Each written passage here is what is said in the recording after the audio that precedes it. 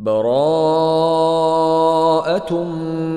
من الله ورسوله إلى الذين عاهدتم من المشركين সম্পর্ক ছেদ করা হলো আল্লাহ ও তার রাসূলের পক্ষ থেকে সেই মুশরিকদের সাথে যাদের সাথে তোমরা চুক্তিবদ্ধ হয়েছিলে। فسيحوا في الأرض 4 أشهر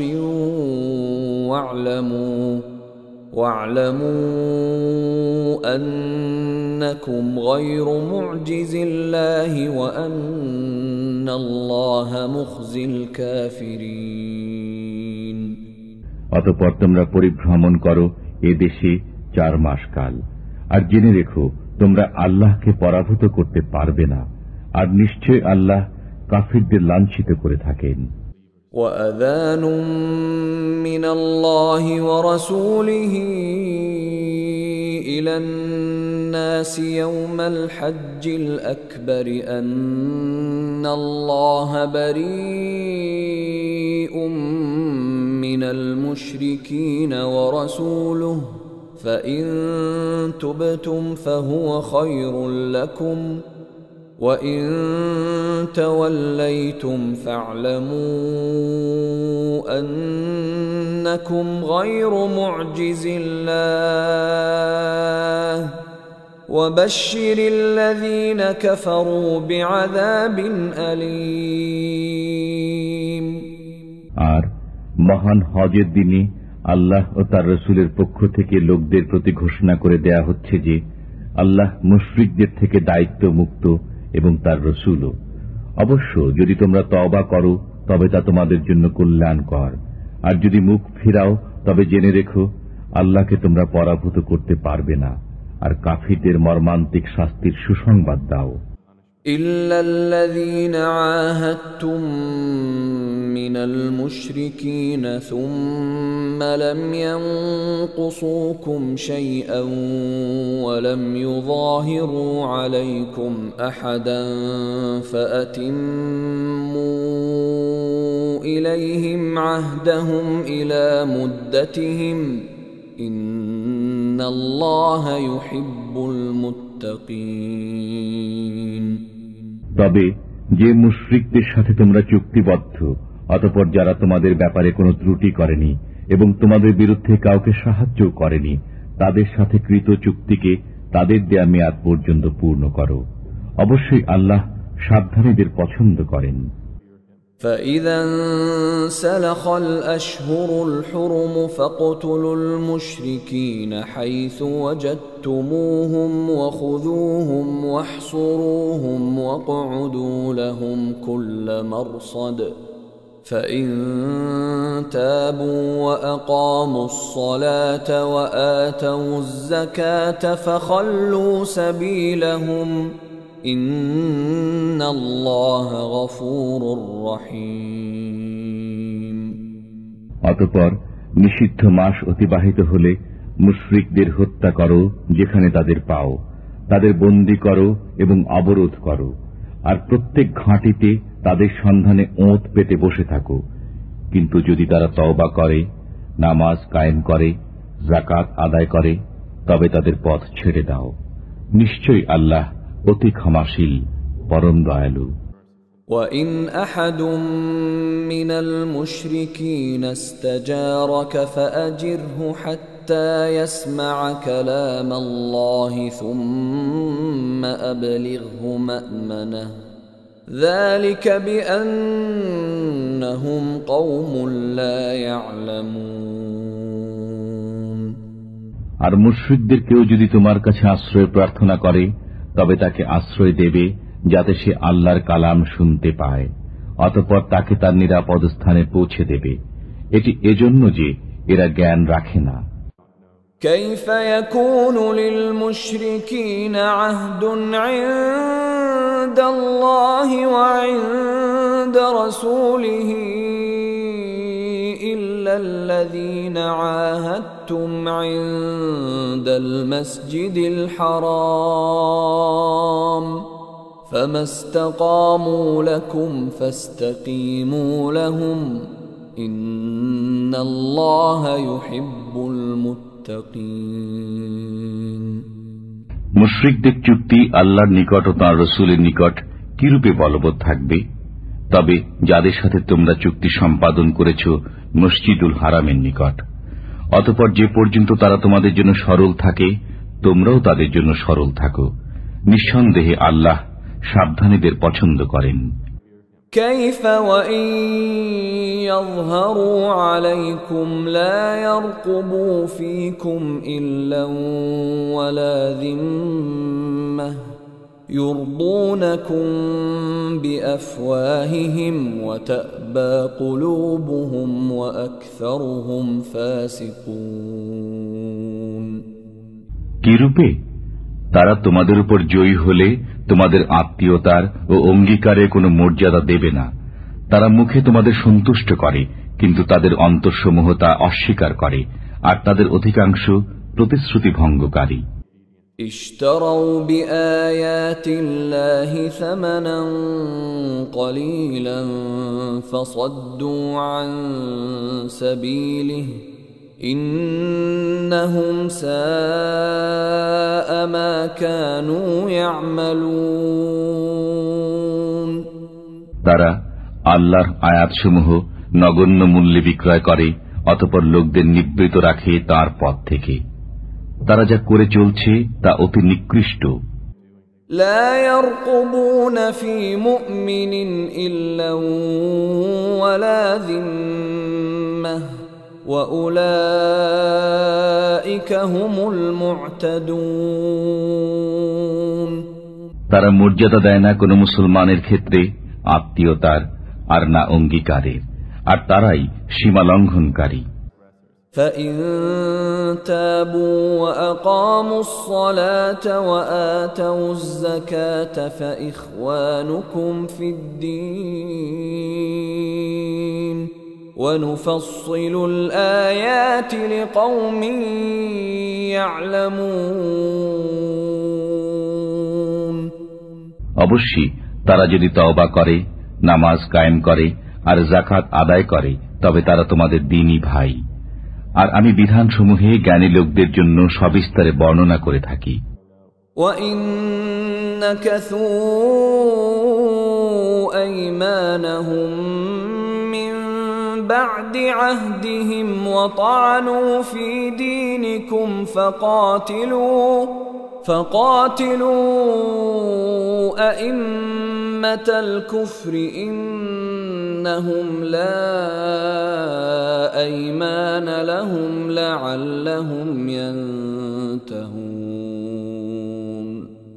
আর যদি ভঙ্গ করে তারা তাদের শপথ প্রতিশ্রুতির পর এবং বিদ্রুপ করে তোমাদের দিন সম্পর্কে, তবে কুফর প্রধানদের সাথে যুদ্ধ করো, কারণ এদের কোনো শপথ নেই যাতে তারা ফিরে আসে। ألا تقاتلون قوما نكثوا أيمانهم وهموا بإخراج الرسول وهم بدؤوكم أول مرة أتخشونهم فالله أحق أن تخشوه إن كنتم مؤمنين। তোমরা কি সেই দলের সাথে যুদ্ধ করবে না যারা ভঙ্গ করেছে নিজেদের শপথ এবং সংকল্প নিয়েছে রসুলকে বহিষ্কারের? আর এরাই প্রথম তোমাদের সাথে বিবাদের সূত্রপাত করেছে। তোমরা কি তাদের ভয় করো? অথচ তোমাদের ভয়ের অধিকতর যোগ্য হলেন আল্লাহ, যদি তোমরা মুমিন হও। قاتلوهم يعذبهم الله بأيديكم ويخزهم وينصركم عليهم ويشف صدور قوم مؤمنين। যুদ্ধ করো ওদের সাথে, আল্লাহ তোমাদের হস্তে তাদের শাস্তি দেবেন, তাদের লাঞ্ছিত করবেন, তাদের বিরুদ্ধে তোমাদের জয়ী করবেন এবং মুসলমানদের অন্তরসমূহ শান্ত করবেন। ويذهب غيظ قلوبهم ويتوب الله على من يشاء والله عليم حكيم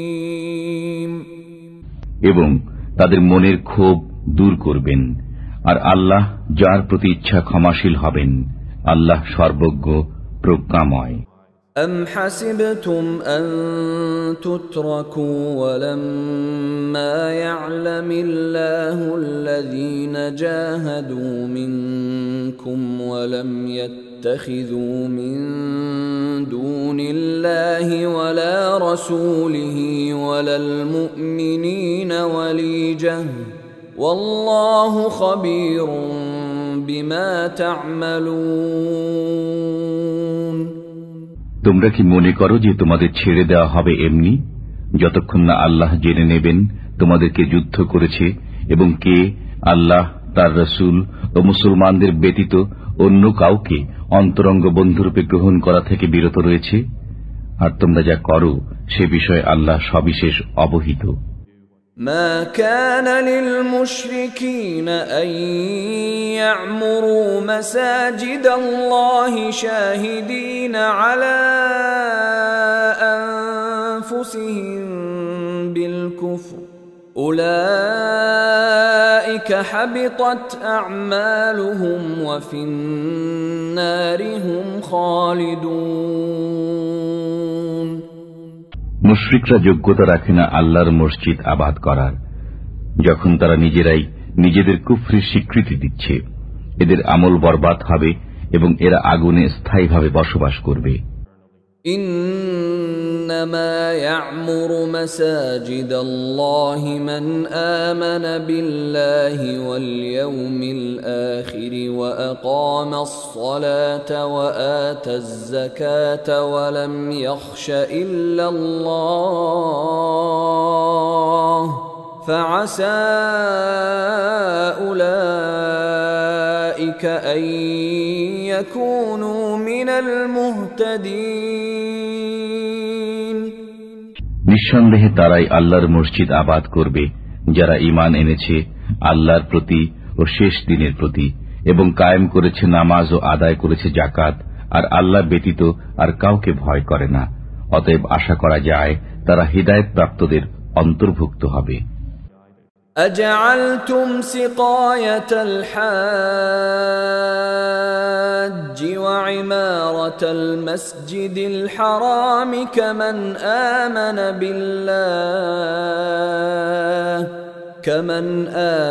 بالله واليوم الآخر وجاهد في سبيل الله لا يستوون عند الله والله لا يهدي القوم الظالمين।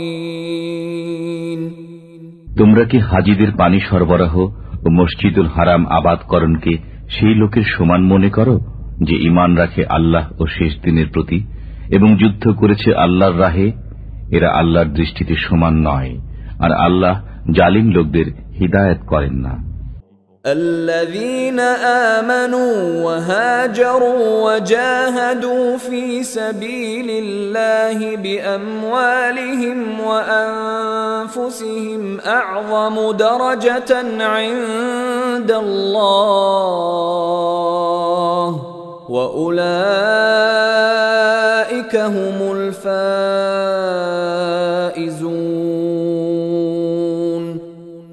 যারা ঈমান এনেছে, দেশ ত্যাগ করেছে এবং আল্লাহর রাহে নিজেদের মাল ও জান দিয়ে জিহাদ করেছে, তাদের বড় মর্যাদা রয়েছে আল্লাহর কাছে, আর তারাই সফল কাম।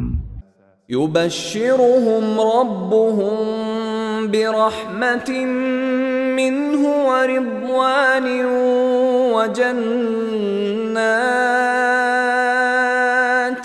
وجنات لهم فيها نعيم مقيم।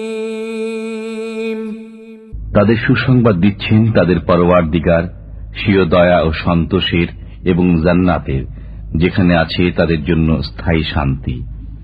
خالدين فيها أبدا إن الله عنده أجر عظيم তথা তারা থাকবে চিরদিন। নিঃসন্দেহে আল্লাহর কাছে আছে মহাপুরস্কার। يا أيها الذين آمنوا لا تتخذوا آباءكم وإخوانكم أولياء إن استحبوا الكفر على الإيمان ومن يتولهم منكم فأولئك هم الظالمون হে ঈমানদারগণ, তোমরা স্বীয় পিতা ও ভাইদেরকে অভিভাবক রূপে গ্রহণ করো না, যদি তারা ঈমান অপেক্ষা কুফরকে ভালোবাসে, আর তোমাদের যারা তাদের অভিভাবক রূপে গ্রহণ করে তারা সীমা লঙ্ঘনকারী। قل إن كان آباؤكم وأبناؤكم وإخوانكم وأزواجكم وعشيرتكم وأموال اقترفتموها وتجارة تخشون كسادها ومساكن ترضونها أحب إليكم من الله ورسوله وجهاد في سبيله فتربصوا حتى يأتي الله بأمره والله لا يهدي القوم الفاسقين বলো, তোমাদের নিকট যদি তোমাদের পিতা, তোমাদের সন্তান, তোমাদের ভাই, তোমাদের পত্নী, তোমাদের গোত্র, তোমাদের অর্জিত ধন সম্পদ, তোমাদের ব্যবসা যা বন্ধ হয়ে যাওয়ার ভয় করো এবং তোমাদের বাসস্থান যাকে তোমরা পছন্দ করো, আল্লাহ, তার রসুল ও তাঁর রাহে জিহাদ করা থেকে অধিক প্রিয় হয়, তবে অপেক্ষা করো আল্লাহর বিধান আসা পর্যন্ত, আর আল্লাহ ফাসিক সম্প্রদায়কে হিদায়াত করেন না। لقد نصركم الله في مواطن كثيرة ويوم حنين إذ أعجبتكم كثرتكم فلم تغن عنكم شيئا وضاقت عليكم الأرض بما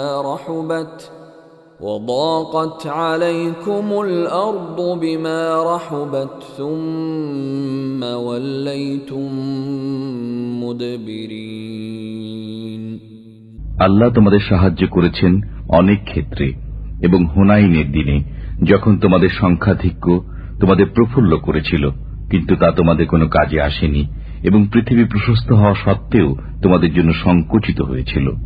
অতঃপর পৃষ্ঠ প্রদর্শন করে পলায়ন করেছিলে। ثم أنزل الله سكينته على رسوله وعلى المؤمنين وأنزل جنودا لم تروها وعذب الذين كفروا وذلك جزاء الكافرين তারপর আল্লাহ নাজিল করেন নিজের পক্ষ থেকে সান্ত্বনা তার রসুল ও মুমিনদের প্রতি, এবং অবতীর্ণ করেন এমন সেনাবাহিনী যাদের তোমরা দেখতে পাওনি, আর শাস্তি প্রদান করেন কাফিরদের, এবং এটি হল কাফিরদের কর্মফল। ثم يتوب الله من بعد ذلك على من يشاء والله غفور رحيم এরপর আল্লাহ যাদের প্রতি ইচ্ছা তওবার তৌফিক দেবেন, আর আল্লাহ অতীব ক্ষমাশীল, পরম দয়ালু। يا أيها الذين آمنوا إنما المشركون نجس فلا يقربوا المسجد الحرام بعد عامهم هذا وإن خفتم عيلة فسوف يغنيكم الله من فضله إن شاء إن الله عليم حكيم. হে ঈমানদারগণ, মুশরিকরা তো অপবিত্র, সুতরাং এ বছরের পর তারা যেন মসজিদুল হারামের নিকট না আসে। আর যদি তোমরা দারিদ্র্যের আশঙ্কা করো, তবে আল্লাহ চাইলে নিজ করুণায় ভবিষ্যতে তোমাদের অভাব মুক্ত করে দেবেন। নিঃসন্দেহে আল্লাহ সর্বজ্ঞ, প্রজ্ঞাময়। قاتلوا الذين لا يؤمنون بالله ولا باليوم الآخر ولا يحرمون ما حرم الله ورسوله ولا يدينون دين الحق من الذين أوتوا الكتاب حتى يعطوا الجزية عن يد وهم صاغرون। তোমরা যুদ্ধ করো আহলে কিতাবের ওই লোকদের সাথে যারা আল্লাহ রোজ হাসরে ঈমান রাখে না, আল্লাহ ও তার রাসূল যা হারাম করে দিয়েছেন তা হারাম করে না এবং গ্রহণ করে না সত্য ধর্ম, যতক্ষণ না করজোরে তারা জিজিয়া প্রদান করে। وقالت اليهود عزير ابن الله وقالت النصارى المسيح ابن الله ذلك قولهم بأفواههم يضاهئون قول الذين كفروا من قبل قاتلهم الله أنى يؤفكون। ইহুদিরা বলে উজাইর আল্লাহর পুত্র এবং নাসারারা বলে মসিহ আল্লাহর পুত্র। এ হচ্ছে তাদের মুখের কথা, এরা পূর্ববর্তী কাফিরদের মতো কথা বলে। আল্লাহ এদের ধ্বংস করুন, এরা কোন উল্টো পথে চলে যাচ্ছে। اتخذوا أحبارهم ورهبانهم أربابا من دون الله والمسيح ابن مريم وما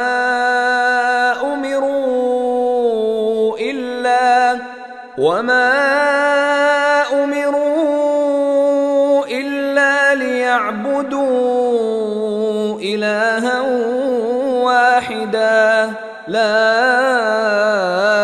إله إلا هو سبحانه عما يشركون। তারা তাদের পণ্ডিত ও সংসার বিভাগীদের তাদের পালনকর্তারূপে গ্রহণ করেছে আল্লাহ ব্যতীত এবং মরিয়মের পুত্রকেও, অথচ তারা আদিষ্ট ছিল একমাত্র মাবুদের ইবাদতের জন্য। তিনি ছাড়া কোনো মাবুদ নেই, তারা তার শরীক সাব্যস্ত করে, তার থেকে তিনি পবিত্র। يريدون أن يطفئوا نور الله بأفواههم ويأبى الله إلا أن يتم نوره ولو كره الكافرون। তারা তাদের মুখের ফুৎকারে আল্লাহর নূরকে নির্বাপিত করতে চায়, কিন্তু আল্লাহ অবশ্যই তার নূরের পূর্ণতা বিধান করবেন, যদিও কাফিররা তা অপ্রীতিকর মনে করে। هو الذي أرسل رسوله بالهدى ودين الحق ليظهره على الدين كله ولو كره المشركون। তিনি প্রেরণ করেছেন আপন রসুলকে হেদায়েত ও সত্য দিন সহকারে, যেন এ দিনকে অপরাপর দিনের উপর জয়যুক্ত করেন, যদিও মুশরিকরা তা অপ্রীতিকর মনে করে। يا أيها الذين آمنوا إن كثيرا من الأحبار والرهبان ليأكلون أموال الناس بالباطل ويصدون عن سبيل الله والذين يكنزون الذهب والفضة ولا ينفقونها في سبيل الله فبشرهم بعذاب أليم। হে ঈমানদারগণ, পণ্ডিত ও সংসার বিরাগীদের অনেকে লোকদের মালামাল অন্যায়ভাবে ভোগ করে চলছে এবং আল্লাহর পথ থেকে লোকদের নিবৃত রাখছে। আর যারা স্বর্ণ ও রূপা জমা করে রাখে এবং তা ব্যয় করে না আল্লাহর পথে, তাদের কঠোর আযাবের সুসংবাদ শুনিয়ে দিন। يوم يحمى عليها في نار جهنم فتكوى بها جباههم وجنوبهم وظهورهم هذا ما كنزتم لأنفسكم فذوقوا ما كنتم تكنزون। সেদিন জাহান্নামের আগুনে তা উত্তপ্ত করা হবে এবং তার দ্বারা তাদের ললাট, পার্শ্ব ও পৃষ্ঠদেশকে দগ্ধ করা হবে। সেদিন বলা হবে, এগুলো যা তোমরা নিজেদের জন্য জমা রেখেছিলে, সুতরাং এক্ষণে আস্বাদ গ্রহণ করো জমা করে রাখার। إن عدة الشهور عند الله 12 شهرا في كتاب الله يوم خلق السماوات والأرض منها 4 حرم ذلك الدين القيم فلا تظلموا فيهن أنفسكم وقاتلوا المشركين كافة كما يقاتلونكم كافة واعلموا أن الله مع المتقين। নিশ্চয় আল্লাহর বিধান ও গণনায় মাস 12টি, আসমানসমূহ ও পৃথিবী সৃষ্টির দিন থেকে তন্মধ্যে 4টি সম্মানিত। এটি সুপ্রতিষ্ঠিত বিধান, সুতরাং এর মধ্যে তোমরা নিজেদের প্রতি অত্যাচার করো না। আর মুশরিকদের সাথে তোমরা যুদ্ধ করো সমবেতভাবে, যেমন তারাও তোমাদের সাথে যুদ্ধ করে যাচ্ছে সমবেতভাবে। আর মনে রেখো, আল্লাহ মুত্তাকিদের সাথে রয়েছেন। ইন্নামান নাসিউ জিয়াদাতুন ফিল কুফর يضل به الذين كفروا يحلونه عاما ويحرمونه عاما ليواطئوا عدة ما حرم الله فيحلوا ما حرم الله زين لهم سوء أعمالهم والله لا يهدي القوم الكافرين। এই মাস পিছিয়ে দেওয়ার কাজ কেবল কুফরির মাত্রা বৃদ্ধি করে, যার ফলে কাফিরগণ গোমরাহিতে পতিত হয়। এরা হালাল করে নেয় একে 1 বছর এবং হারাম করে নেয় অন্য বছর, যাতে তারা গণনা পূর্ণ করে নেয় আল্লাহর নিষিদ্ধ মাসগুলোর। অতঃপর হালাল করে নেয় আল্লাহর হারামকৃত মাসগুলোকে। তাদের মন্দ কাজগুলো তাদের জন্য শোভনীয় করে দেওয়া হল, আর আল্লাহ কাফির সম্প্রদায়কে হিদায়েত করেন না। يا أيها الذين آمنوا ما لكم إذا قيل لكم انفروا في سبيل الله اثاقلتم إلى الأرض أرضيتم بالحياة الدنيا من الآخرة فما متاع الحياة الدنيا في الآخرة إلا قليل।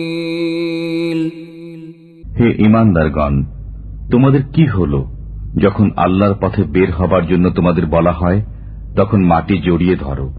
তোমরা কি আখিরাতের পরিবর্তে দুনিয়ার জীবনে পরিতুষ্ট হয়ে গেলে? অথচ আখিরাতের তুলনায় দুনিয়ার জীবনের উপকরণ অতি অল্প। إلا تنفروا يعذبكم عذابا أليما ويستبدل قوما غيركم ولا تضروه شيئا والله على كل شيء قدير। যদি বের না হও, তবে আল্লাহ তোমাদের মর্মন্তুদ আযাব দেবেন এবং অপর জাতিকে তোমাদের স্থলাভিষিক্ত করবেন। তোমরা তার কোনো ক্ষতি করতে পারবে না, আর আল্লাহ সর্ববিষয়ে শক্তিমান। إلا تنصروه فقد نصره الله إذ أخرجه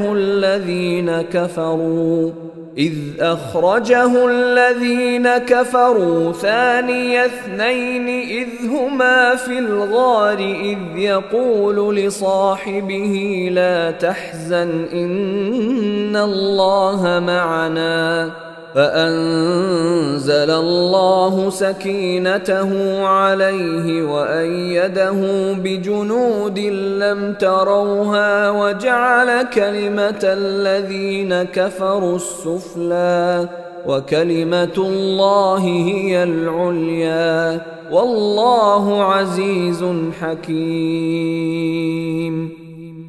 যদি তোমরা তাকে অর্থাৎ রাসূলকে সাহায্য না করো তবে মনে রেখো আল্লাহ তার সাহায্য করেছিলেন যখন তাকে কাফিররা বহিষ্কার করেছিল। তিনি ছিলেন দুজনের একজন। যখন তারা গুহার মধ্যে ছিলেন তখন তিনি আপন সঙ্গীকে বললেন, বিষণ্ণ হও না, আল্লাহ আমাদের সাথে আছেন।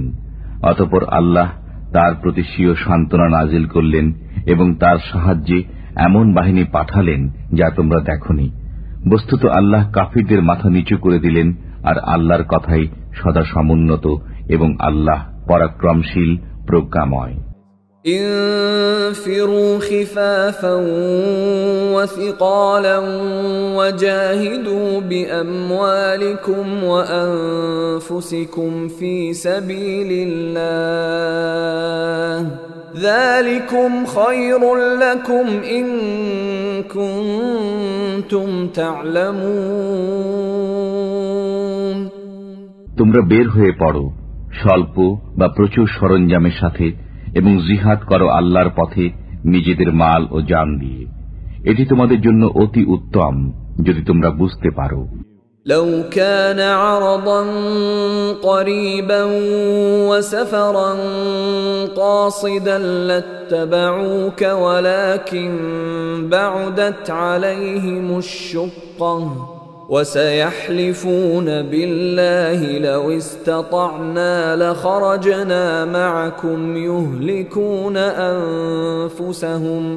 يهلكون أنفسهم والله يعلم إنهم لكاذبون। যদি আশু লাভের সম্ভাবনা থাকত এবং যাত্রাপথ সংক্ষিপ্ত হতো তবে তারা অবশ্যই আপনার সহযাত্রী হতো, কিন্তু তাদের নিকট যাত্রাপথ সুদীর্ঘ মনে হল। আর তারা এখনই শপথ করে বলবে, আমাদের সাধ্য থাকলে অবশ্যই তোমাদের সাথে বের হতাম। এরা নিজেরাই নিজেদের বিনষ্ট করছে, আর আল্লাহ জানেন যে এরা মিথ্যাবাদী। আফাল্লাহু আনকা লিমা আযিনতা লাহুম হাত্তা ইয়াতাবায়্যানা লাকাল্লাযীনা সাদাকু ওয়া তা'লামাল কাযিবিন। আল্লাহ আপনাকে ক্ষমা করুন। আপনি কেন তাদের অব্যাহতি দিলেন যে পর্যন্ত না আপনার কাছে পরিষ্কার হয়ে যেত কারা সত্যবাদী এবং জেনে নিতেন মিথ্যাবাদীদের। لا يستأذنك الذين يؤمنون بالله واليوم الآخر أن يجاهدوا بأموالهم وأنفسهم والله عليم بالمتقين। আল্লাহ রোজ কিয়ামতের প্রতি যাদের ঈমান রয়েছে তারা মাল ও জান দ্বারা জিহাদ করা থেকে আপনার কাছে অব্যাহতি কামনা করবে না, আর আল্লাহ সাবধানীদের ভালো জানেন। إنما يستأذنك الذين لا يؤمنون بالله واليوم الآخر وارتابت قلوبهم فهم في ريبهم يترددون। নিঃসন্দেহে তারাই আপনার কাছে অব্যাহতি চায় যারা আল্লাহ রোজ কিয়ামতে ঈমান রাখে না এবং তাদের অন্তর সন্দেহগ্রস্ত হয়ে পড়েছে, সুতরাং সন্দেহের আবর্তে তারা ঘুরপাক খেয়ে চলছে। ولو أرادوا الخروج لأعدوا له عدة ولكن كره الله بعاثهم فثبطهم وقيل اقعدوا مع القاعدين আর যদি তারা বের হওয়ার সংকল্প নিত তবে অবশ্যই কিছু সরঞ্জাম প্রস্তুত রাখত, কিন্তু তাদের উত্থান আল্লাহর পছন্দ নয়, তাই তাদের নিবৃত রাখলেন এবং আদেশ হল উপবিষ্ট লোকদের সাথে তোমরা বসে থাকো। لو خرجوا فيكم ما زادوكم إلا خبالا ولأوضعوا خلالكم يبغونكم الفتنة وفيكم سماعون لهم والله عليم بالظالمين যদি তোমাদের সাথে তারা বের হতো তবে তোমাদের অনিষ্ট ছাড়া আর কিছু বৃদ্ধি করত না, আর অশ্ব ছুটাতো তোমাদের মধ্যে বিভেদ সৃষ্টির উদ্দেশ্যে, আর তোমাদের মাঝে রয়েছে তাদের গুপ্তচর। বস্তুত আল্লাহ জালিমদের ভালোভাবেই জানেন। لقد ابتغوا الفتنة من قبل وقلبوا لك الأمور حتى جاء الحق وظهر أمر الله حتى جاء الحق وظهر أمر الله وهم كارهون তারা পূর্ব থেকেই বিভেদ সৃষ্টির সুযোগ সন্ধানে ছিল এবং আপনার কার্যসমূহ ওলট পালট করে দিচ্ছিল। শেষ পর্যন্ত সত্য প্রতিশ্রুতি এসে গেল এবং জয়ী হল আল্লাহর হুকুম, যে অবস্থায় তারা মন্দ বোধ করল। ومنهم من يقول ائذن لي ولا تفتني ألا في الفتنة سقطوا وإن جهنم لمحيطة بالكافرين আর তাদের কেউ বলে, আমাকে অব্যাহতি দিন এবং পথভ্রষ্ট করবেন না। শুনে রাখো, তারা তো পূর্ব থেকে পথভ্রষ্ট এবং নিঃসন্দেহে জাহান্নাম এই কাফিরদের পরিবেষ্টন করে রয়েছে। إن تصبك حسنة تسؤهم وإن تصبك مصيبة يقولوا قد أخذنا أمرنا من قبل ويتولوا وهم فرحون আপনার কোনো কল্যাণ হলে তারা মন্দবোধ করে এবং কোনো বিপদ উপস্থিত হলে তারা বলে, আমরা পূর্ব থেকেই নিজেদের কাজ সামলে নিয়েছি, এবং ফিরে যায় উল্লসিত মনে। قل لن يصيبنا إلا ما كتب الله لنا هو مولانا وعلى الله فليتوكل المؤمنون আপনি বলুন, আমাদের কাছে কিছুই পৌঁছবে না, কিন্তু যা আল্লাহ আমাদের জন্য রেখেছেন তিনি আমাদের কার্যনির্বাহক। আল্লাহর উপরই মুমিনদের ভরসা করা উচিত। قل هل تربصون بنا إلا إحدى الحسنيين ونحن نتربص بكم أن يصيبكم الله بعذاب من عنده أو بأيدينا فتربصوا إنا معكم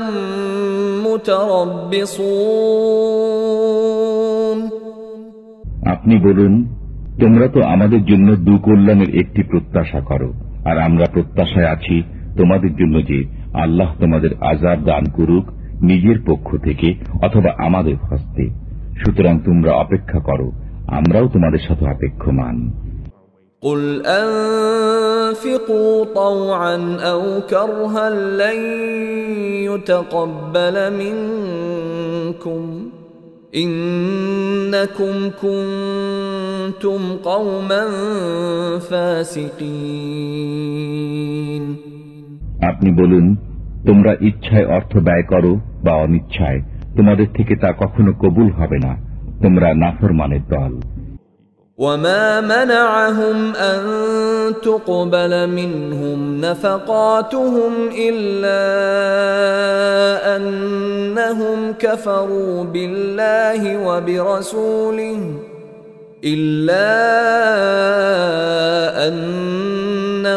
كفروا بالله وبرسوله ولا يأتون الصلاة إلا وهم كسالى ولا ينفقون إلا وهم كارهون তাদের অর্থ ব্যয় কবুল না হওয়ার এছাড়া আর কোনো কারণ নেই যে তারা আল্লাহ ও তার রাসূলের প্রতি অবিশ্বাসী। তারা নামাজে আসে অলসতার সাথে আর ব্যয় করে সংকুচিত মনে।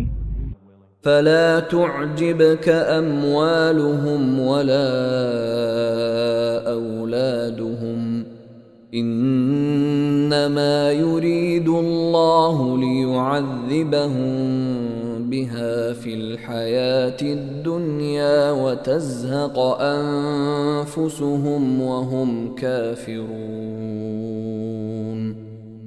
সুতরাং তাদের ধন সম্পদ ও সন্তান সন্ততি যেন আপনাকে বিস্মিত না করে। আল্লাহর ইচ্ছা হল এগুলো দ্বারা দুনিয়ার জীবনে তাদের আযাবে নিপতিত রাখা এবং প্রাণ বিয়োগ হওয়া কুফরি অবস্থায়। ويحلفون بالله إنهم لمنكم وما هم منكم ولكنهم قوم يفرقون তারা আল্লাহর নামে হলফ করে বলে যে তারা তোমাদেরই অন্তর্ভুক্ত, অথচ তারা তোমাদের অন্তর্ভুক্ত নয়। অবশ্য তারা তোমাদের ভয় করে। لو يجدون ملجأ أو مغارات أو مدخلا لولوا إليه وهم يجمحون তারা কোনো আশ্রয়স্থল, কোনো গুহা বা মাথা গোঁজার ঠাঁই পেলে সেদিকে পলায়ন করবে দ্রুত গতিতে। ومنهم من يلمزك في الصدقات فإن أعطوا منها رضوا وإن لم يعطوا منها إذا هم يسخطون তাদের মধ্যে এমন লোক রয়েছে যারা সদকা বন্টনে আপনাকে দোষারোপ করে। এর থেকে কিছু পেলে সন্তুষ্ট হয় এবং না পেলে বিক্ষুব্ধ হয়। ولو أنهم رضوا ما آتاهم الله ورسوله وقالوا حسبنا الله سيؤتينا الله من فضله ورسوله إنا إلى الله راغبون কতই না ভালো হতো যদি তারা সন্তুষ্ট হতো আল্লাহ ও তার রাসূলের উপর এবং বলতো আল্লাহই আমাদের জন্য যথেষ্ট। আল্লাহ আমাদের দেবেন নিজ করুণায় এবং তার রাসূলও। আমরা শুধু আল্লাহকেই কামনা করি। إنما الصدقات للفقراء والمساكين والعاملين عليها والمؤلفة قلوبهم وفي الرقاب والغارمين وفي سبيل الله وابن السبيل فريضة من الله والله عليم حكيم যাকাত হলো কেবল ফকির, মিসকিন, যাকাত আদায়কারী ও যাদের চিত্ত আকর্ষণ প্রয়োজন তাদের হক, এবং তা দাস মুক্তির জন্য, ঋণগ্রস্তদের জন্য, আল্লাহর পথে জিহাদকারীদের জন্য এবং মুসাফিরদের জন্য এই হল আল্লাহর নির্ধারিত বিধান। আল্লাহ সর্বজ্ঞ, প্রজ্ঞাময়। ومنهم الذين يؤذون النبي ويقولون هو أذن قل أذن خير لكم يؤمن بالله ويؤمن للمؤمنين ورحمة للذين آمنوا منكم والذين يؤذون رسول الله لهم عذاب أليم আর তাদের মধ্যে কেউ কেউ নবীকে ক্লেশ দেয় এবং বলে, এ লোকটি তো কান সর্বস্ব। আপনি বলে দিন, কান হলেও তোমাদেরই মঙ্গলের জন্য। আল্লাহর উপর বিশ্বাস রাখে এবং বিশ্বাস রাখে মুসলমানদের কথার উপর। বস্তুত তোমাদের মধ্যে যারা ঈমানদার তাদের জন্য তিনি রহমত বিশেষ, আর যারা আল্লাহর রাসূলের প্রতি কুৎসা রচনা করে তাদের জন্য রয়েছে বেদনাদায়ক আযাব। يحلفون بالله لكم ليرضوكم والله ورسوله أحق أن يرضوه إن كانوا مؤمنين। তোমাদের সামনে আল্লাহর কসম খায় যাতে তোমাদের রাজি করাতে পারে। অবশ্য তারা যদি ঈমানদার হয়ে থাকে তবে আল্লাহকে এবং তার রাসূলকে রাজি করা অত্যন্ত জরুরি। ألم يعلموا أنه من يحادد الله ورسوله فأن له نار جهنم خالدا فيها ذلك الخزي العظيم। তারা কি একথা জেনে নেয়নি যে আল্লাহর সাথে এবং তার রাসূলের সাথে যে মোকাবিলা করে তার জন্য নির্ধারিত রয়েছে দোজখ, তাতে সবসময় থাকবে। এটি হল মহা অপমান। يحذر المنافقون أن تنزل عليهم سورة تنبئهم بما في قلوبهم قل استهزئوا إن الله مخرج ما تحذرون।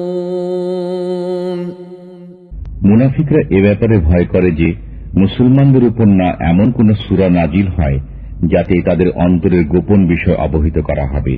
সুতরাং আপনি বলে দিন, ঠাট্টা বিদ্রুপ করতে থাকো, আল্লাহ তা অবশ্যই প্রকাশ করবেন যার ব্যাপারে তোমরা ভয় করছো। وَلَئِن سَأَلْتَهُمْ لَيَقُولُنَّ إِنَّمَا كُنَّا نَخُوضُ وَنَلْعَبُ قُلْ أَبِاللَّهِ وَآيَاتِهِ وَرَسُولِهِ كُنتُمْ تَسْتَهْزِئُونَ। আর যদি তুমি তাদের কাছে জিজ্ঞেস করো তবে তারা বলবে, আমরা তো কথার কথা বলছিলাম এবং কৌতুক করছিলাম। আপনি বলুন, তোমরা কি আল্লাহর সাথে, তার হুকুম আহকামের সাথে এবং তার রাসূলের সাথে ঠাট্টা করছিলে? لا تعتذروا قد كفرتم بعد إيمانكم إن نعف عن طائفة منكم نعذب طائفة بأنهم كانوا مجرمين। ছলনা করো না, তোমরা যে কাফির হয়ে গেছো ঈমান প্রকাশ করার পর। তোমাদের মধ্যে কোন কোন লোককে যদি আমি ক্ষমা করে দেইও তবে অবশ্য কিছু লোককে আযাবও দেব, কারণ তারা ছিল গুনাহগার। المنافقون والمنافقات بعضهم من بعض يأمرون بالمنكر وينهون عن المعروف ويقبضون أيديهم نسوا الله فنسيهم إن المنافقين هم الفاسقون। মুনাফিক নরনারী সবারই গতিবিধি একরকম, শেখায় মন্দ কথা, ভালো কথা থেকে বারণ করে এবং নিজ মুঠো বন্ধ রাখে। আল্লাহকে ভুলে গেছে তারা, কাজেই তিনিও তাদের ভুলে গেছেন। নিঃসন্দেহে মুনাফিকরাই নাফরমান। وعد الله المنافقين والمنافقات والكفار نار جهنم خالدين فيها هي حسبهم ولعنهم الله ولهم عذاب মুকিম। ওয়াদা করেছেন আল্লাহ মুনাফিক পুরুষ এবং মুনাফিক নারীদের এবং কাফিরদের জন্য দোজখের আগুনের, তাতে পড়ে থাকবে সর্বদা, সেটাই তাদের জন্য যথেষ্ট। আর আল্লাহ তাদের প্রতি অভিসম্পাত করেছেন এবং তাদের জন্য রয়েছে স্থায়ী আযাব। كالذين من قبلكم كانوا أشد منكم قوة وأكثر أموالا وأولادا فاستمتعوا بخلاقهم فاستمتعتم بخلاقكم كما استمتع الذين من قبلكم بخلاقهم وخضتم كالذي خاضوا أولئك حبطت أعمالهم في الدنيا والآخرة وأولئك هم الخاسرون। যেমন করে তোমাদের পূর্ববর্তী লোকেরা তোমাদের চেয়ে বেশি ছিল শক্তিতে এবং ধন সম্পদের ও সন্তান সন্ততির অধিকারীও ছিল বেশি, অতঃপর উপকৃত হয়েছে নিজেদের ভাগের দ্বারা। আবার তোমরা ফায়দা উঠিয়েছ তোমাদের ভাগের দ্বারা, যেমন করে তোমাদের পূর্ববর্তীরা ফায়দা উঠিয়েছিল নিজেদের ভাগের দ্বারা। আর তোমরাও চলছ তাদেরই চলন অনুযায়ী। তারা ছিল সে লোক যাদের আমলসমূহ নিঃশেষিত হয়ে গেছে দুনিয়া ও আখিরাতে, আর তারাই হয়েছে ক্ষতির সম্মুখীন। ألم يأتهم نبأ الذين من قبلهم قوم نوح وعاد وثمود وقوم إبراهيم وأصحاب مدين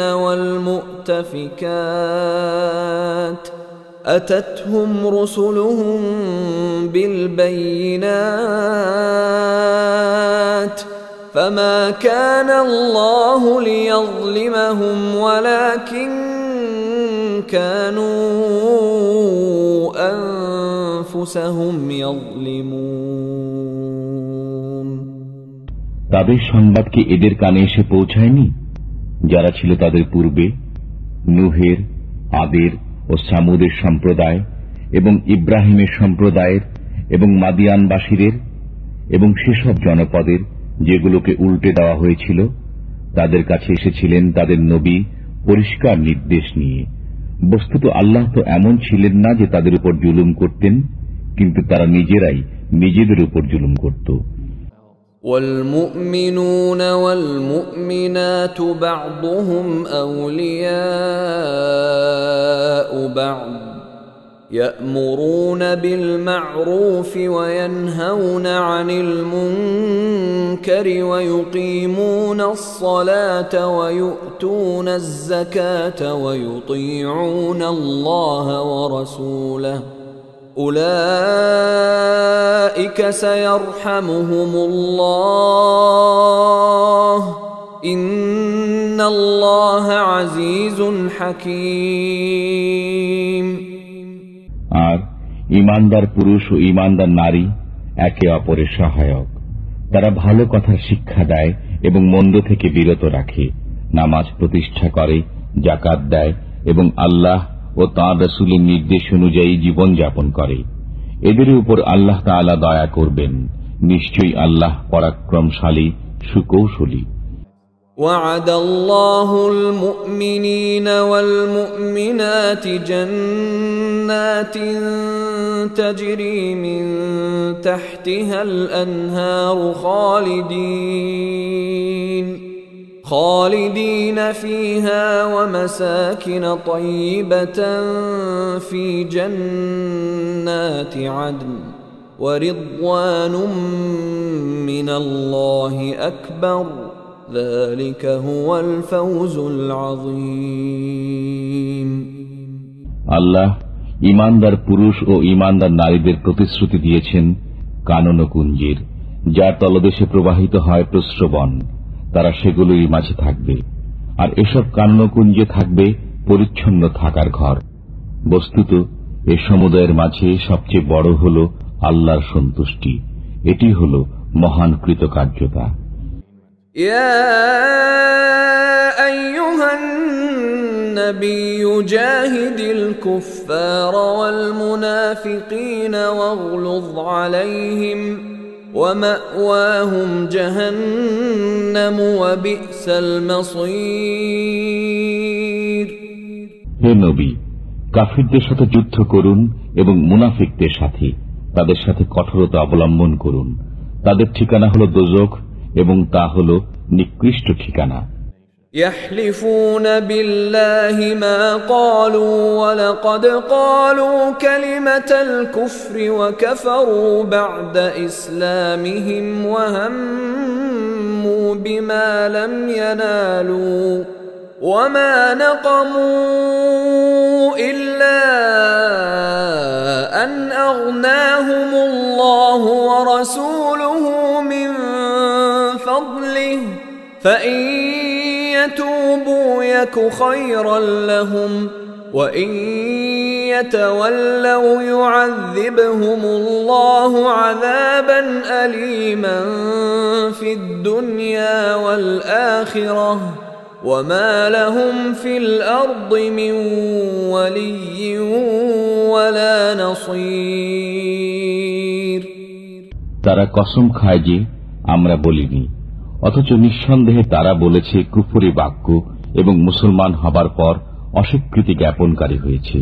আর তারা কামনা করেছিল এমন বস্তুর যা তারা প্রাপ্ত হয়নি। আর এসব তারই পরিণতি ছিল যে আল্লাহ ও তাঁর রাসূল তাদেরকে সম্পদশালী করে দিয়েছিলেন নিজের অনুগ্রহের মাধ্যমে। বস্তুত এরা যদি তওবা করে নেয় তবে তাদের জন্য মঙ্গল, আর যদি তা না মানে তবে তাদেরকে আযাব দেবেন আল্লাহ তাআলা, বেদনাদায়ক আযাব দুনিয়া ও আখিরাতে। অতএব বিশ্ব চরাচরে তাদের জন্য কোনো সাহায্যকারী সমর্থক নেই।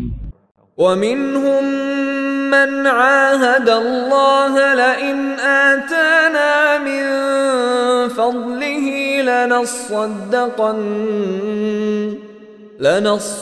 لنصدقن ولنكونن من الصالحين।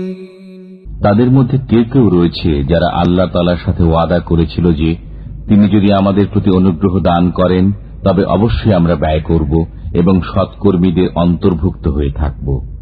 فَلَمَّا آتَاهُم مِّن فَضْلِهِ بَخِلُوا بِهِ وَتَوَلَّوْا وَهُم مُّعْرِضُونَ। অতঃপর যখন তাদেরকে স্বীয় অনুগ্রহের মাধ্যমে দান করা হয় তখন তাতে কার্পণ্য করেছে এবং কৃত ওয়াদা থেকে ফিরে গিয়েছে তা ভেঙে দিয়ে।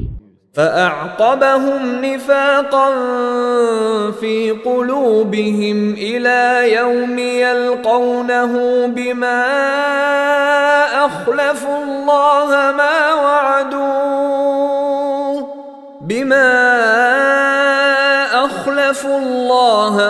وعدوه وبما كانوا يكذبون। তারপর এরই পরিণতিতে তাদের অন্তরে কপটতা স্থান করে নিয়েছে সেদিন পর্যন্ত যেদিন তারা তাঁর সাথে গিয়ে মিলবে। তা এজন্য যে তারা আল্লাহর সাথে কৃত ওয়াদা লঙ্ঘন করেছিল এবং এজন্য যে তারা মিথ্যা কথা বলত। ألم يعلموا أن الله يعلم سرهم ونجواهم وأن الله علام الغيوب।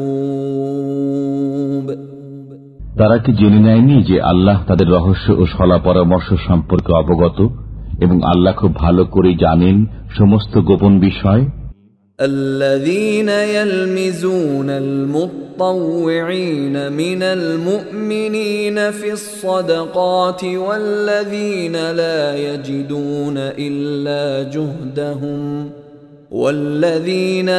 يجدون إلا جهدهم فيسخرون منهم سخر الله منهم ولهم عذاب أليم।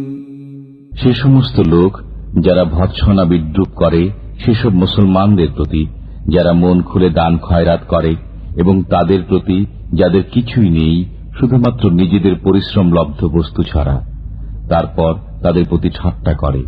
আল্লাহ তাদের প্রতি ঠাট্টা করেছেন এবং তাদের জন্য রয়েছে বেদনাদায়ক আযাব। استغفر لهم أو لا تستغفر لهم إن تستغفر لهم 70 مرة فلن يغفر الله لهم ذلك بأنهم كفروا بالله ورسوله والله لا يهدي القوم الفاسقين তুমি তাদের জন্য ক্ষমা প্রার্থনা করো আর না করো। যদি তুমি তাদের জন্য 70 বার ক্ষমা প্রার্থনা করো, তথাপি কখনই তাদেরকে আল্লাহ ক্ষমা করবেন না। তা এজন্য যে তারা আল্লাহকে এবং তার রসুলকে অস্বীকার করেছে। বস্তুত আল্লাহ নাফরমানদেরকে পথ দেখান না। فرح المخلفون بمقعدهم خلاف رسول الله وكرهوا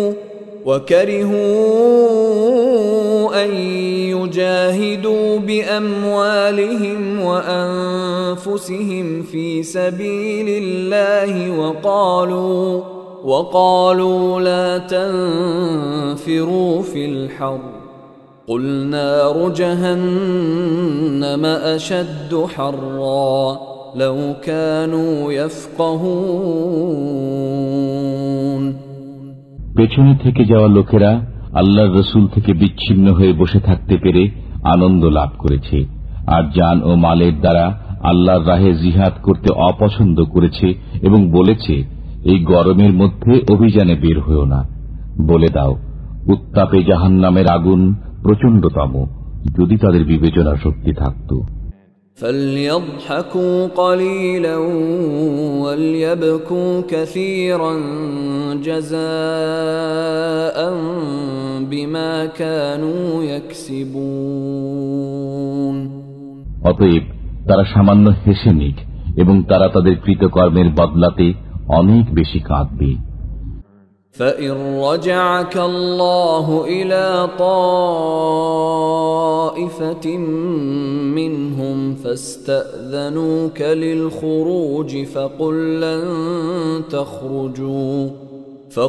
لن تخرجوا معي أبدا ولن تقاتلوا معي عدوا إنكم رضيتم بالقعود أول مرة فاقعدوا مع الخالفين বস্তুত আল্লাহ যদি তোমাকে তাদের মধ্য থেকে কোন শ্রেণী বিশেষের দিকে ফিরিয়ে নিয়ে যান এবং অতঃপর তারা তোমার কাছে অভিযানে বেরোবার অনুমতি কামনা করে, তবে তুমি বলো যে তোমরা কখনো আমার সাথে বেরোবে না এবং আমার পক্ষ হয়ে কোন শত্রুর সাথে যুদ্ধ করবে না।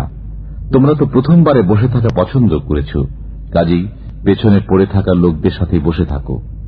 ولا تصل على أحد منهم مات أبدا ولا تقم على قبره إنهم كفروا بالله ورسوله وماتوا وهم فاسقون আর তাদের মধ্য থেকে কারো মৃত্যু হলে তার উপর কখনো নামাজ পড়বেন না এবং তার কবরে দাঁড়াবেন না। তারা তো আল্লাহর প্রতি অস্বীকৃতি জ্ঞাপন করেছে এবং রসুলের প্রতিও। বস্তুত তারা নাফরমান অবস্থায় মৃত্যুবরণ করেছে। ولا تعجبك أموالهم وأولادهم إنما يريد الله أن يعذبهم بها في الدنيا وتزهق أنفسهم وهم كافرون আর বিস্মিত হয়ো না তাদের ধন সম্পদ ও সন্তান সন্ততির দরুন। আল্লাহ তো এই চান যে এসবের কারণে তাদেরকে আযাবের ভেতরে রাখবেন দুনিয়ায় এবং তাদের প্রাণ নির্গত হওয়া পর্যন্ত যেন তারা কাফিরই থাকে। وَإِذَا أُنزِلَتْ سُورَةٌ أَنْ آمِنُوا بِاللَّهِ وَجَاهِدُوا مَعَ رَسُولِهِ اسْتَأْذَنَكَ أُولُو الطَّوْلِ مِنْهُمْ وَقَالُوا ذَرْنَا نَكُن مَّعَ الْقَاعِدِينَ আর যখন নাজিল হয় কোন সূরা যে তোমরা ঈমান আনো আল্লাহর উপর তার রসুলের সাথে একাত্ম হয়ে তখন বিদায় কামনা করে তাদের সামর্থ্যবান লোকেরা এবং বলে, আমাদের অব্যাহতি দিন, যাতে আমরা নিষ্ক্রিয়ভাবে বসে থাকা লোকদের সাথে থেকে যেতে পারি। رضوا بأن يكونوا مع الخوالف وطبع على قلوبهم فهم لا يفقهون। তারা পেছনে পড়ে থাকা লোকদের সাথে থেকে যেতে পেরে আনন্দিত হয়েছে এবং মোহর এঁটে দেয়া হয়েছে তাদের অন্তঃসমূহের উপর, বস্তুত তারা বোঝে না। لكن الرسول والذين آمنوا معه جاهدوا بأموالهم وأنفسهم وأولئك لهم الخيرات وأولئك هم المفلحون। কিন্তু রসুল এবং সেসব লোক যারা ঈমান এনেছে তার সাথে তারা যুদ্ধ করেছে নিজেদের জান ও মালের দ্বারা, তাদের জন্য নির্ধারিত রয়েছে কল্যাণসমূহ এবং তারাই মুক্তির লক্ষ্যে উপনীত হয়েছে। أعد الله لهم جنات تجري من تحتها الأنهار خالدين فيها ذلك الفوز العظيم। আল্লাহ তাদের জন্য তৈরি করে রেখেছেন কানন কুঞ্জ, যার তলদেশে প্রবাহিত রয়েছে প্রস্রবণ, তারা তাতে বাস করবে অনন্তকাল। এটাই হল বিরাট কৃতকার্যতা। وجاء المعذرون من الأعراب ليؤذن لهم وقعد الذين كذبوا الله ورسوله سيصيب الذين كفروا منهم عذاب أليم। আর ছলনাকারী বেদুইন লোকেরা এলো যাতে তাদের অব্যাহতি লাভ হতে পারে এবং নিবৃত থাকতে পারে তাদেরই যারা আল্লাহ ও রসুলের সাথে মিথ্যা বলেছিল। এবার তাদের উপর শীঘ্রই আসবে বেদনাদায়ক আযাব যারা কাফির। ليس على الضعفاء ولا على المرضى ولا على الذين لا يجدون ما ينفقون حرج إذا نصحوا لله ورسوله ما على المحسنين من سبيل والله غفور رحيم। দুর্বল, রুগ্ন, দায়ভার বহনে অসমর্থ লোকদের জন্য কোনো অপরাধ নেই যখন তারা মনের দিক থেকে পবিত্র হবে আল্লাহ ও রসুলের সাথে। নেককারদের উপর অভিযোগের কোনো পথ নেই, আর আল্লাহ হচ্ছেন ক্ষমাকারী, দয়ালু। ولا على الذين إذا ما أتوك لتحملهم قلت لا أجد ما أحملكم عليه تولوا وأعينهم تفيض من الدمع حزنا ألا يجدوا ما ينفقون। আর না আছে তাদের উপর যারা এসেছে তোমার নিকট, যেন তুমি তাদের বাহন দান করো, এবং তুমি বলেছ আমার কাছে এমন কোন বস্তু নেই যে তার উপর তোমাদের সওয়ার করাবো। তখন তারা ফিরে গেছে, অথচ তখন তাদের চোখ দিয়ে অশ্রু বইছিল এ দুঃখে যে তারা এমন কোন বস্তু পাচ্ছে না যা ব্যয় করবে। إنما السبيل على الذين يستأذنونك وهم أغنياء رضوا بأن يكونوا مع الخوالف وطبع الله على قلوبهم فهم لا يعلمون। অভিযোগের পথ তো তাদের ব্যাপারে রয়েছে যারা তোমার নিকট অব্যাহতি কামনা করে, অথচ তারা সম্পদশালী, যারা পেছনে পড়ে থাকা লোকদের সাথে থাকতে পেরে আনন্দিত হয়েছে, আর আল্লাহ মোহর এঁটে দিয়েছেন তাদের অন্তরসমূহে, বস্তুত তারা জানতেও পারেনি। يعتذرون إليكم إذا رجعتم إليهم قل لا تعتذروا لن نؤمن لكم قد نبأنا الله من أخباركم وسيرى الله عملكم ورسوله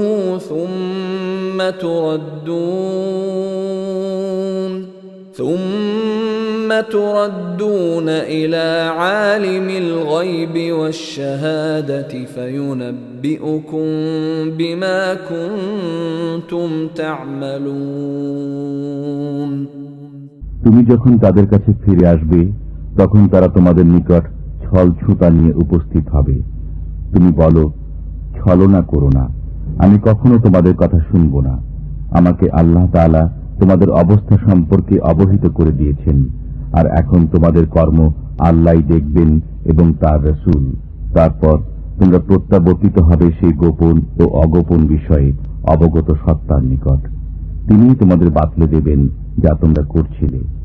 سيحلفون بالله لكم إذا انقلبتم إليهم لتعرضوا عنهم فأعرضوا عنهم إنهم رجس ومأواهم جهنم جزاء بما كانوا يكسبون এখন তারা তোমার সামনে আল্লাহর কসম খাবে যখন তুমি তাদের কাছে ফিরে যাবে, যেন তুমি তাদের ক্ষমা করে দাও। সুতরাং তুমি তাদের ক্ষমা করো। নিঃসন্দেহে এরা অপবিত্র এবং তাদের কৃতকর্মের বদলা হিসাবে তাদের ঠিকানা হলো দোজখ।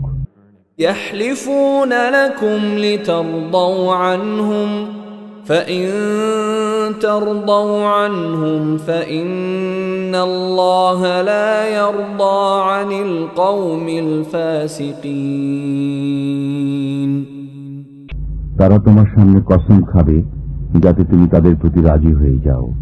অতএব তুমি যদি রাজি হয়ে যাও তাদের প্রতি, তবু আল্লাহ তাআলা রাজি হবেন না এ নাফরমান লোকদের প্রতি।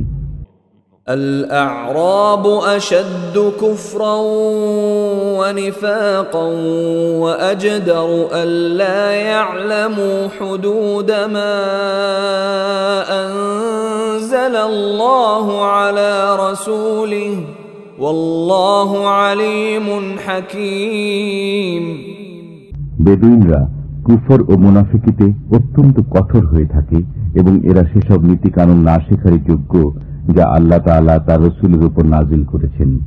বস্তুত আল্লাহ সবকিছু জানেন এবং তিনি অত্যন্ত কুশলী। ومن الأعراب من يتخذ ما ينفق مغرما ويتربص بكم الدوائر عليهم دائرة السوء والله سميع عليم আবার কোন কোন বেদুইন এমনও রয়েছে যারা নিজেদের ব্যয় করাকে জরিমানা বলে গণ্য করে এবং তোমার উপর কোনো দুর্দিন আসে কিনা সে অপেক্ষায় থাকে। তাদের উপর দুর্দিন আসুক, আর আল্লাহ হচ্ছেন শ্রবণকারী, পরিজ্ঞাত। ومن الأعراب من يؤمن بالله واليوم الآخر ويتخذ ما ينفق قربات عند الله وصلوات الرسول ألا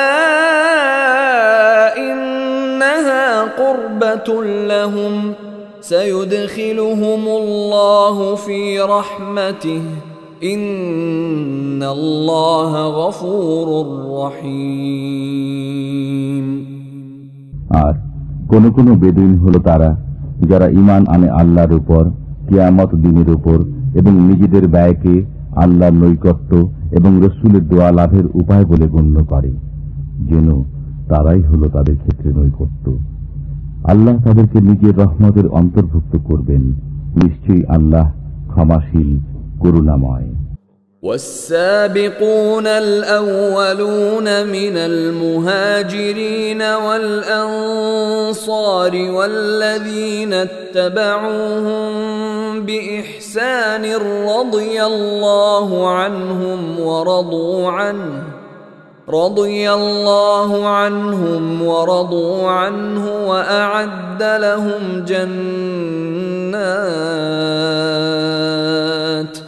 وأعد لهم جنات تجري تحتها الأنهار خالدين فيها أبدا ذلك الفوز العظيم।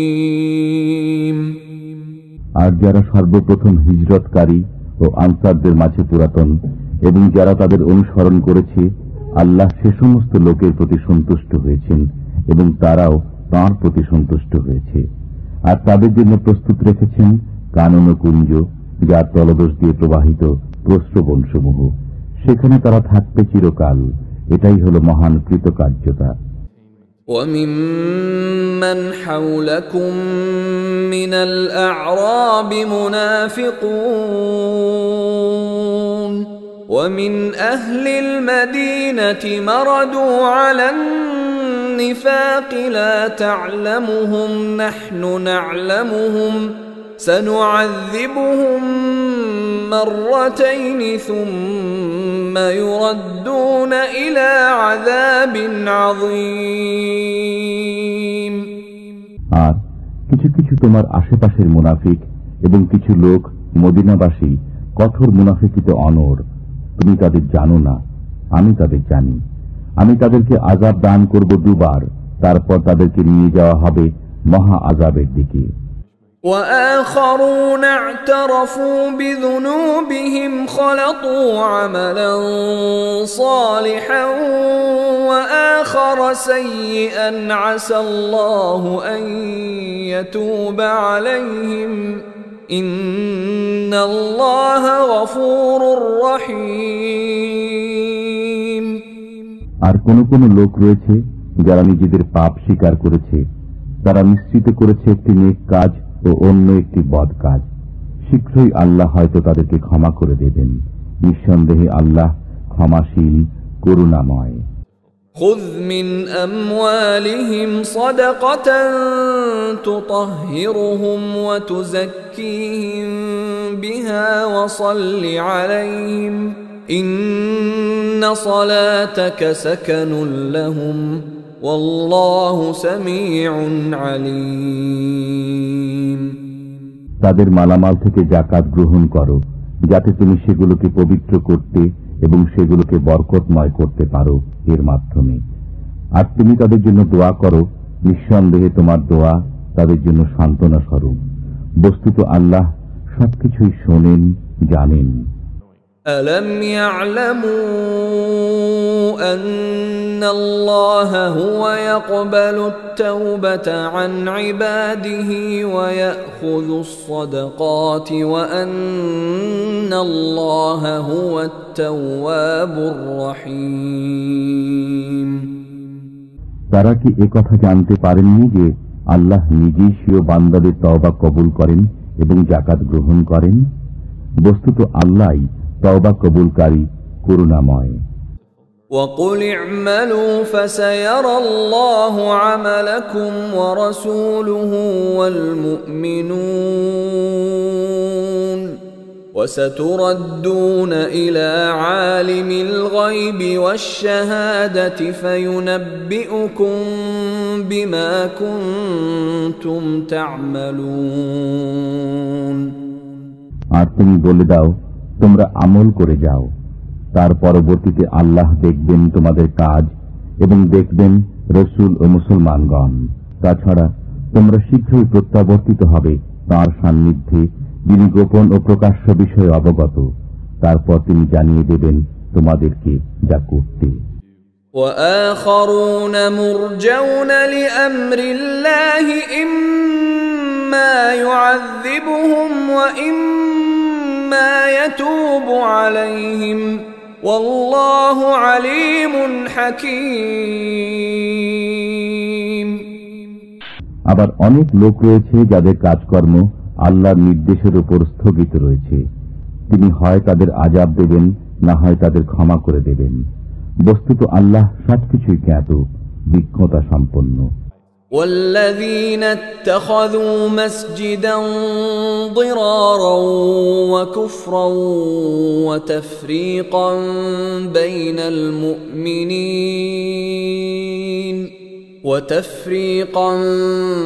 بين المؤمنين وإرصادا لمن حارب الله ورسوله من قبل وليحلفن إن أردنا إلا الحسنى والله يشهد إنهم لكاذبون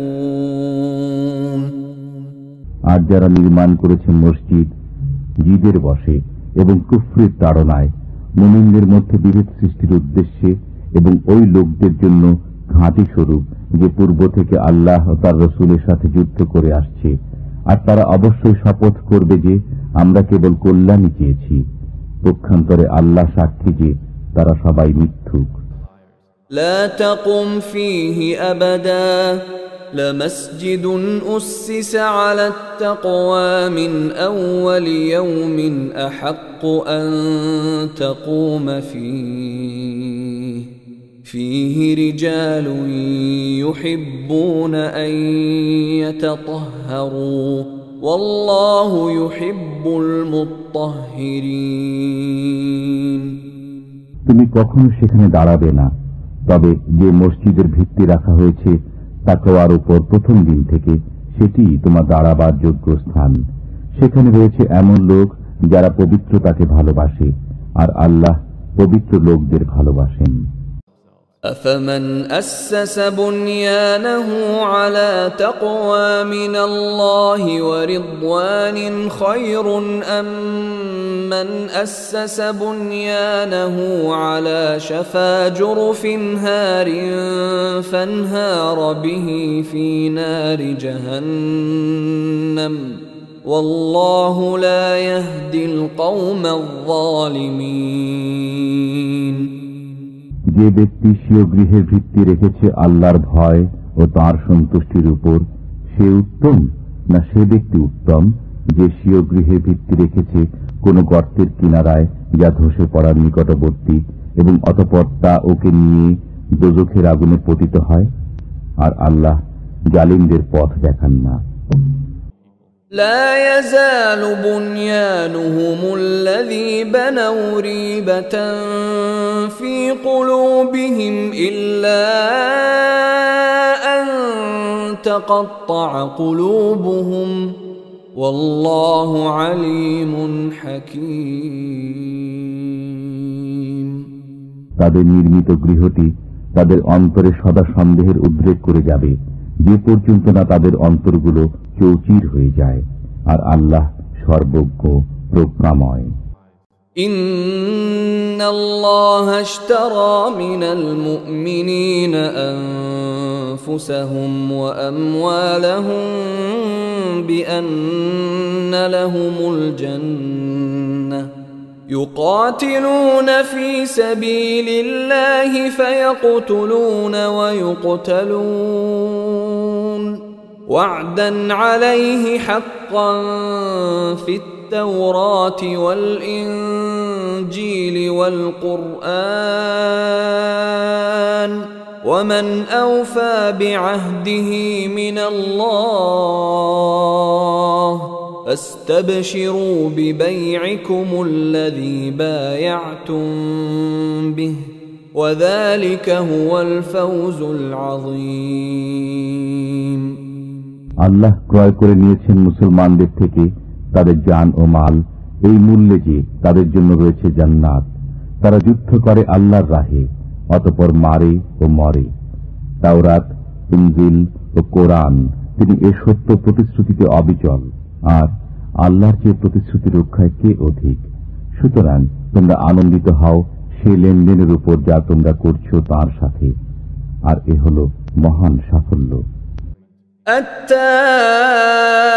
التائبون العابدون الحامدون السائحون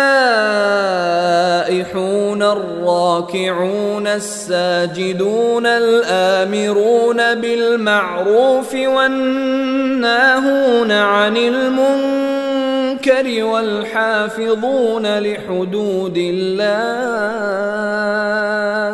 وبشر المؤمنين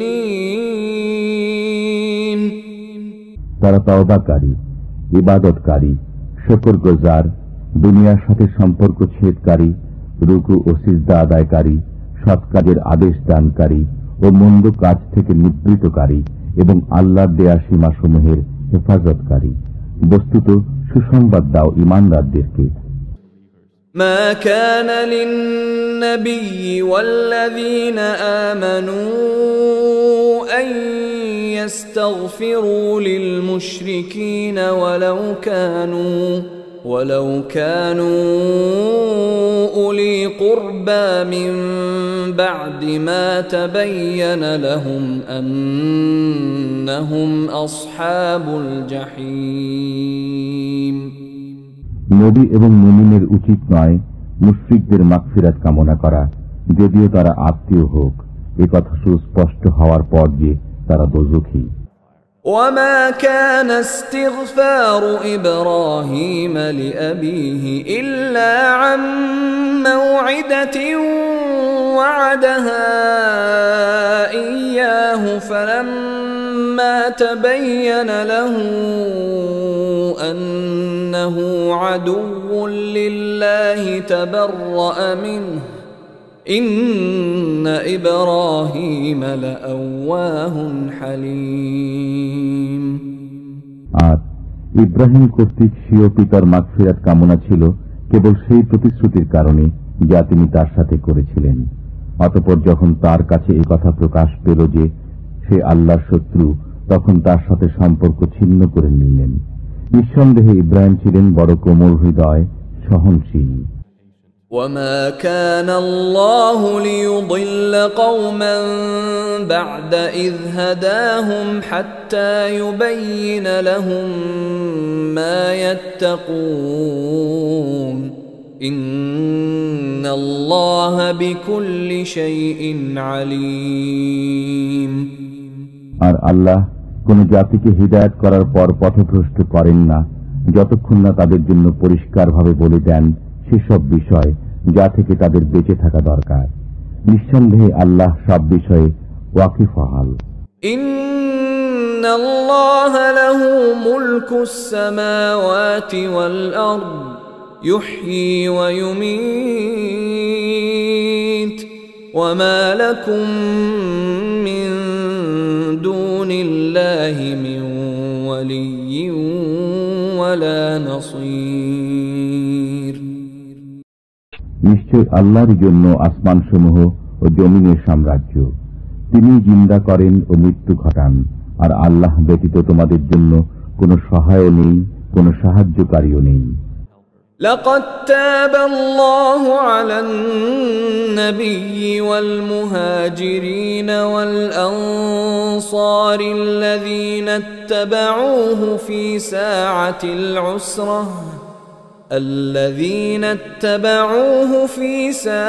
العسرة من بعد ما كاد يزيغ قلوب فريق منهم ثم تاب عليهم إنه بهم رؤوف رحيم আল্লাহ দয়াশীল নবীর প্রতি এবং মুহাজির ও আনসারদের প্রতি যারা কঠিন মুহূর্তে নবীর সঙ্গে ছিল, যখন তাদের এক দলের অন্তর ফিরে যাওয়ার উপক্রম হয়েছিল, অতঃপর তিনি দয়া পরবশ হন তাদের প্রতি।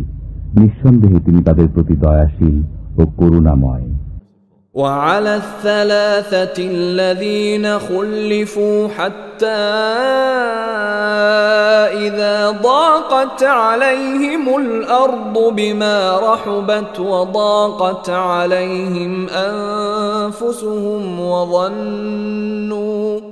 وظنوا أن لا ملجأ من الله إلا إليه ثم تاب عليهم ليتوبوا إن الله هو التواب الرحيم এবং অপর তিনজনকে যাদেরকে পেছনে রাখা হয়েছিল যখন পৃথিবী বিস্তৃত হওয়া সত্ত্বেও তাদের জন্য সংকুচিত হয়ে গেল এবং তাদের জীবন দুর্বিষহ হয়ে উঠল, আর তারা বুঝতে পারল যে আল্লাহ ব্যতীত আর কোনো আশ্রয়স্থল নেই, অতঃপর তিনি সদয় হলেন তাদের প্রতি যাতে তারা ফিরে আসে। নিঃসন্দেহে আল্লাহ দয়াময়, করুণাশীল। يا أيها الذين آمنوا اتقوا الله وكونوا مع الصادقين। হে ঈমানদারগণ, আল্লাহকে ভয় করো এবং সত্যবাদীদের সাথে থাকো। ما كان لأهل المدينة ومن حولهم من الأعراب أن يتخلفوا عن رسول الله ولا يرغبوا بأنفسهم عن نفسه، ذلك بأنهم لا يصيبهم ظمأ ولا نصب ولا مخمصة في سبيل الله ولا يطؤون موطئا يغيظ الكفار ولا ينالون من عدو نيلا إلا كتب لهم به عمل صالح إن الله لا يضيع أجر المحسنين। মদিনাবাসী ও পার্শ্ববর্তী পল্লীবাসীদের উচিত নয় রাসূলুল্লাহ সঙ্গ ত্যাগ করে পেছনে থেকে যাওয়া এবং রাসূলের প্রাণ থেকে নিজেদের প্রাণকে অধিক প্রিয় মনে করা। এটি এজন্য যে আল্লাহর পথে যে তৃষ্ণা, ক্লান্তি ও ক্ষুধা তাদের স্পর্শ করে এবং তাদের এমন পদক্ষেপ যা কাফিরদের মনে ক্রোধের কারণ হয়, আর শত্রুদের পক্ষ থেকে তারা যা কিছু প্রাপ্ত হয় তার প্রত্যেকটির পরিবর্তে তাদের জন্য লিখিত হয় নেক আমল। নিঃসন্দেহে আল্লাহ সৎকর্মশীল লোকদের হক নষ্ট করেন না। ولا ينفقون نفقة صغيرة ولا كبيرة ولا يقطعون واديا إلا كتب لهم ليجزيهم الله أحسن ما كانوا يعملون।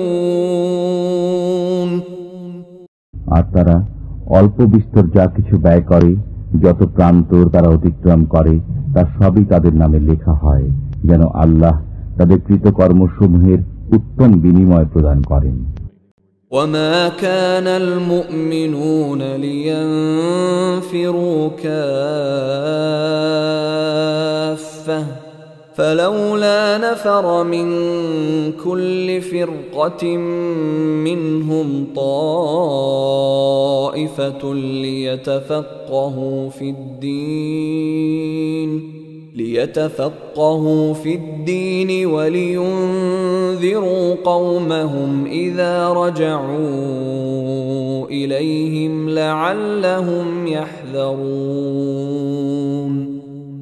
আর সমস্ত মুমিনদের অভিযানে বের হওয়া সঙ্গত নয়, তাই তাদের প্রত্যেক দলের একটি অংশ কেন বের হল না, যাতে দিনের জ্ঞান লাভ করে এবং সংবাদ দান করে স্বজাতিকে যখন তারা তাদের কাছে প্রত্যাবর্তন করবে, যেন তারা বাঁচতে পারে। يا أيها الذين آمنوا قاتلوا الذين يلونكم من الكفار وليجدوا فيكم غلظة واعلموا أن الله مع المتقين। হে ঈমানদারগণ, তোমাদের নিকটবর্তী কাফিরদের সাথে যুদ্ধ চালিয়ে যাও এবং তারা তোমাদের মধ্যে কঠোরতা অনুভব করুক, আর জেনে রাখো আল্লাহ মুত্তাকিদের সাথে রয়েছেন। وَإِذَا مَا أُنزِلَتْ سُورَةٌ فَمِنْهُمْ مَنْ يَقُولُ أَيُّكُمْ زَادَتْهُ هَذِهِ إِيمَانًا فَأَمَّا الَّذِينَ آمَنُوا فَزَادَتْهُمْ إِيمَانًا وَهُمْ يَسْتَبْشِرُونَ। আর যখন কোন সূরা অবতীর্ণ হয় তখন তাদের কেউ কেউ বলে, এ সূরা তোমাদের মধ্যে কার ঈমান কতটা বৃদ্ধি করল? অতএব যারা ঈমানদার, এ সূরা তাদের ঈমান বৃদ্ধি করেছে এবং তারা আনন্দিত হয়েছে। وَأَمَّا الَّذِينَ فِي قُلُوبِهِم مَّرَضٌ فَزَادَتْهُمْ رِجْسًا إِلَى رِجْسِهِمْ وَمَاتُوا وَهُمْ كَافِرُونَ। বস্তুত যাদের অন্তরে ব্যাধি রয়েছে এটি তাদের কলুষের সাথে আরো কলুষ বৃদ্ধি করেছে এবং তারা কাফির অবস্থায় মৃত্যুবরণ করল। أَوَلَا يَرَوْنَ أَنَّهُمْ يُفْتَنُونَ فِي كُلِّ عَامٍ مَّرَّةً أَوْ مَرَّتَيْنِ ثُمَّ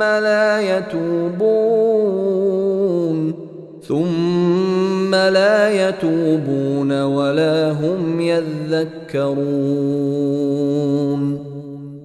তারা কি লক্ষ্য করে না প্রতি বছর তারা 2-1 বার বিপর্যস্ত হচ্ছে, অথচ তারা একবারও তওবা করে না কিংবা উপদেশ গ্রহণ করে না।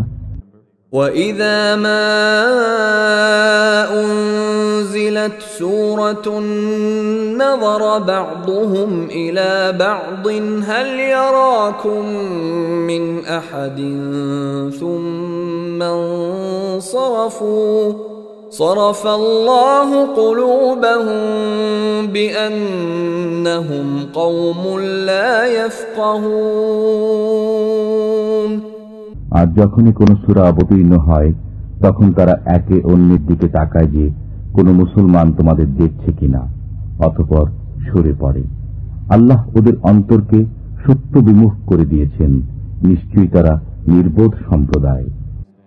لقد جاءكم رسول من أنفسكم عزيز عليه ما عنتم حريص عليكم بالمؤمنين رؤوف رحيم। তোমাদের কাছে এসেছে তোমাদের মধ্য থেকেই একজন রাসূল, তোমাদের দুঃখ কষ্ট তার পক্ষে দুঃসহ, তিনি তোমাদের মঙ্গলকামী, মুমিনদের প্রতি স্নেহশীল, দয়াময়। فَإِن تَوَلَّوْا فَقُلْ حَسْبِيَ اللَّهُ لَا إِلَٰهَ إِلَّا هُوَ عَلَيْهِ تَوَكَّلْتُ وَهُوَ رَبُّ الْعَرْشِ الْعَظِيمِ। এ সত্ত্বেও যদি তারা বিমুখ হয়ে যায় তবে বলে দাও, আল্লাহই আমার জন্য যথেষ্ট, তিনি ব্যতীত আর কোনো বন্দেগী নেই, আমি তাঁরই উপর ভরসা করি এবং তিনিই মহান আরশের অধিপতি।